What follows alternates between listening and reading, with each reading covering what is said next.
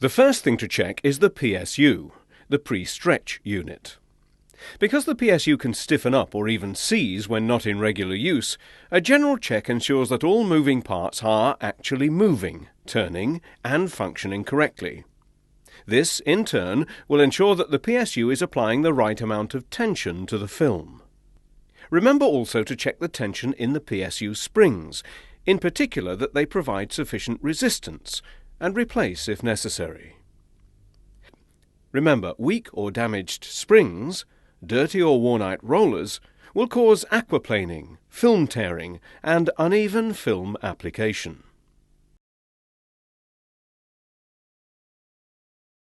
Start by cleaning down the pre-stretch unit rollers. These need to provide the correct level of adhesion to grip and stretch the film properly, while also ensuring that the film does not stick on the way through the unit. High tack films can leave excess tackifiers on the surface of the rollers. This residue can accumulate over time, particularly at the top and bottom of the rollers. If these deposits are not cleaned off, any new film can stick to them, causing what we call spiral tearing, where the film tears diagonally from the top or bottom of the reel. To remove these deposits, you'll need a stiff brush and a good degreaser or white spirit. If you have rubber rollers, don't use petrol, as this can break down the rubber. If you have an older machine with rubber rollers, you might find that after cleaning the rollers, the tread pattern is worn or damaged. If so, it's best to install an alloy replacement. However, as a temporary measure, the pattern can be recut. This can be done with a tyre tread cutter or a small disc cutter. Start at the top and cut a groove approximately 2 to 3 millimeters deep downwards at 45 degrees in a clockwise direction while turning the roller evenly. Repeat this in an anti-clockwise direction to form a crisscross pattern. This will help grip the film correctly and stop what we call aquaplaning, where the film doesn't grip properly on the rollers and thus is applied to the bale incorrectly stretched. You should also check the gearing on the rollers. Over time, and after continuous use, wear and tear on the teeth of the cogs may cause the rollers to rotate incorrectly or slip, once again adversely affecting the stretch and application of the film. Make sure all the gears turn correctly and that they are also well lubricated, using the appropriate grease nipples on the gear housing. Make sure that the two reel holders will allow the reel to sit correctly and rotate freely. Check all turntable belts for wear and tear, and even if only one is damaged or worn, replace them all. Remember, badly aligned and worn belts will affect the film overlap. Check that the bobbins that keep the bale central on the turntable are turning freely. Check the turntable gearing for wear and tear. To do this, remove the chain housing and confirm that the chain and gearing are free from debris and moving freely. Ensure the chain is tensioned correctly and the gearing mechanism is well greased.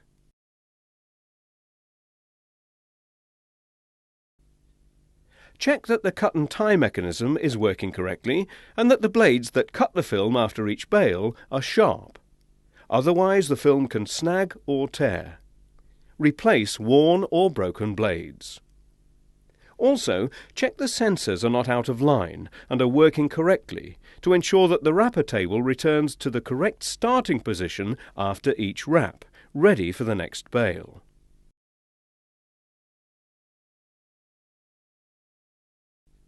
When mounting a new reel, be sure that the tacky side of the film faces the bale. Similarly, always be sure to read any enclosed bale wrap instructions carefully. It's important that the centre of the reel and the bale are horizontally aligned. This ensures that all turns pass through the centre of the bale and that an even distribution of film is applied.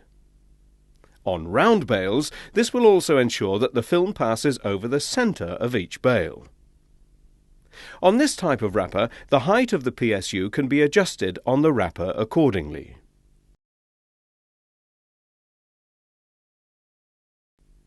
This diagram shows the configuration of the McHale pre-stretch unit. The bale wrap film, seen here in red, winds around the brake roller number 1 and around the second roller. Roller number 2 spins faster to stretch the film. The two rollers are geared to spin at the right relative speeds and so apply the correct amount of stretch to the film.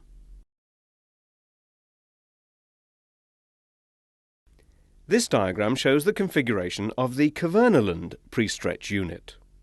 Roller number 1 is used as a brake on the film reel itself. Roller number 2 spins faster and thus provides the stretch on the film, again seen here in red. Once again, the two rollers are geared to rotate at the correct speeds relative to each other and to apply the correct amount of stretch. These are the two most widely encountered configurations of pre-stretch units.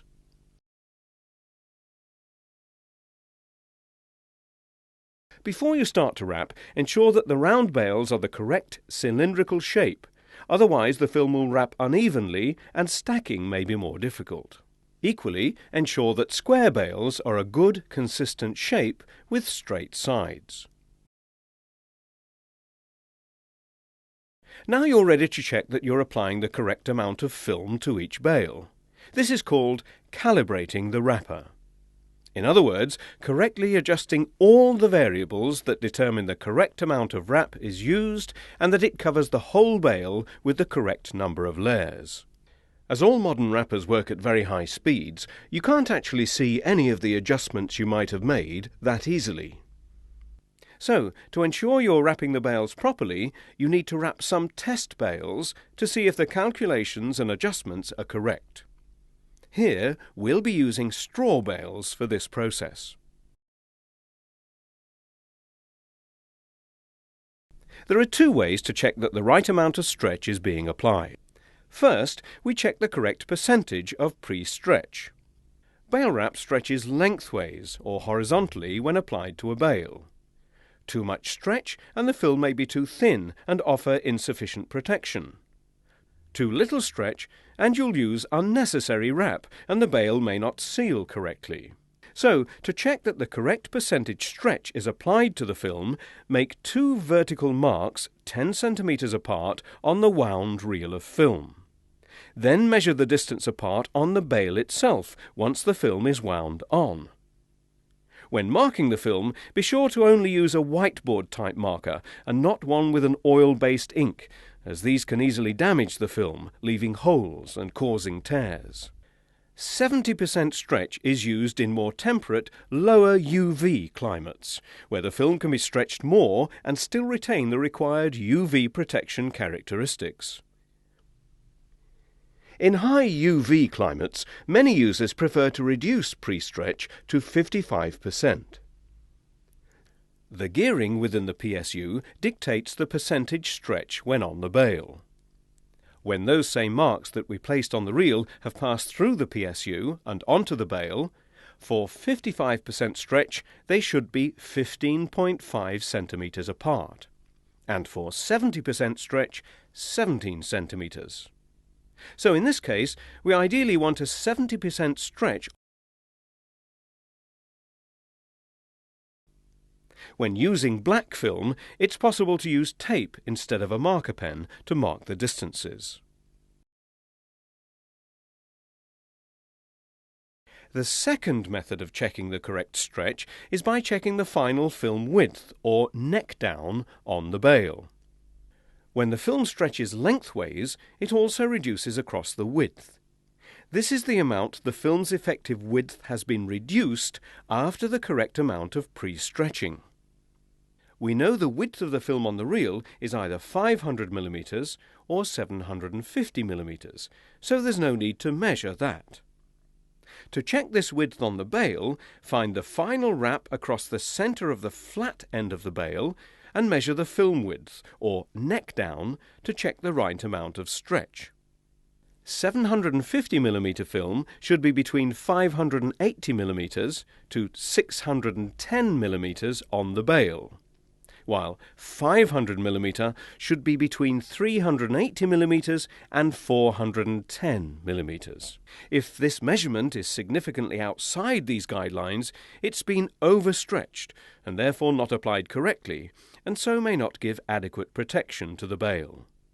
If it's wider, the film has not been stretched enough, and the bale may not seal correctly.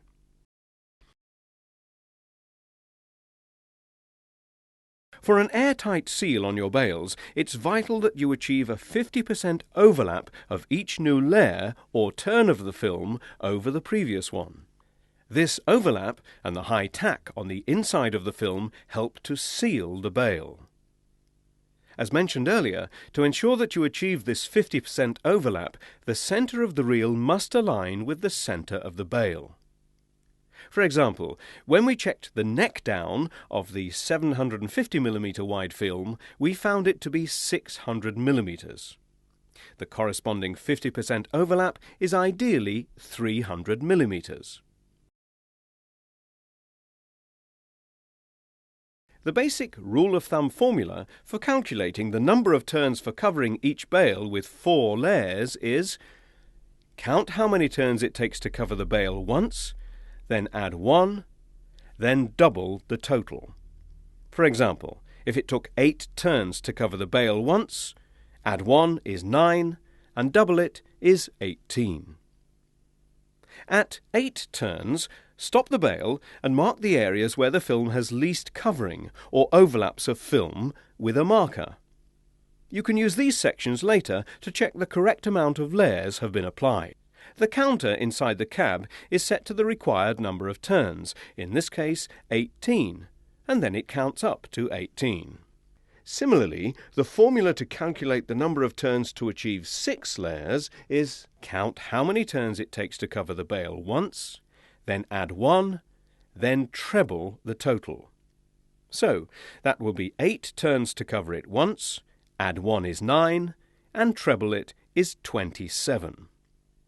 Experience has shown that for a small added investment in film, there are economic benefits to be gained by applying 6 layers to all wrapped bales.